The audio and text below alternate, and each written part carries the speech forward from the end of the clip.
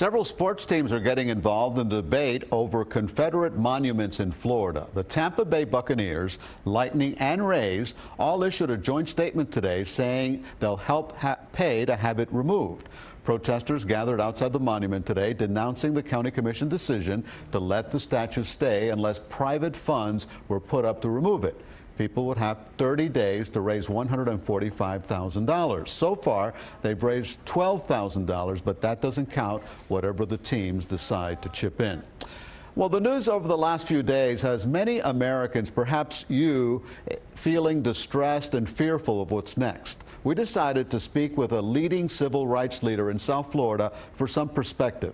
T. Willard Fair has experienced firsthand how ugly racism can be.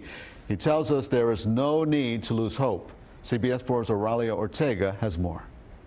What happened in Charlottesville was an unfortunate circumstance because somebody lost their life. But I do believe firmly that what happened in Charlottesville is not representative of America.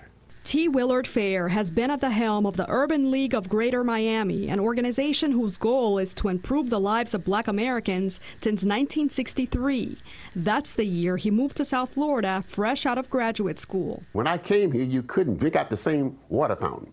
When I came here, you had to sit at the back of the bus.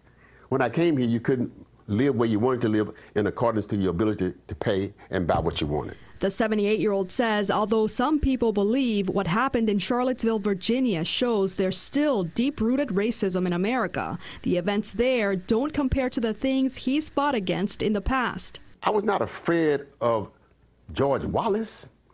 I was not afraid of Bull Connor. I was not afraid of Lester Maddox when he ran us down the street with an axe handle in Atlanta, Georgia. I'm not concerned about a person. I'm concerned about an attitude. And the attitude of America today is not anti-Black folks. Stephen Hunter Johnson, an attorney who serves as the chair of the Miami-Dade Black Affairs Advisory Board and president of the 100 Black Men of South Florida, says racism is alive and well in America. Charlottesville reminded a lot of people in America that racism still exists in America. And for many, it was a wake-up call. I think it was very frightening for many Americans to see so many people who were united by hatred. He says the racism seen today is not the same racism seen before the civil rights movement, but it still has a deep impact on the Black community. When we say whether or not there's racism in America, it's not whether or not someone's telling you you have to sit in the bus.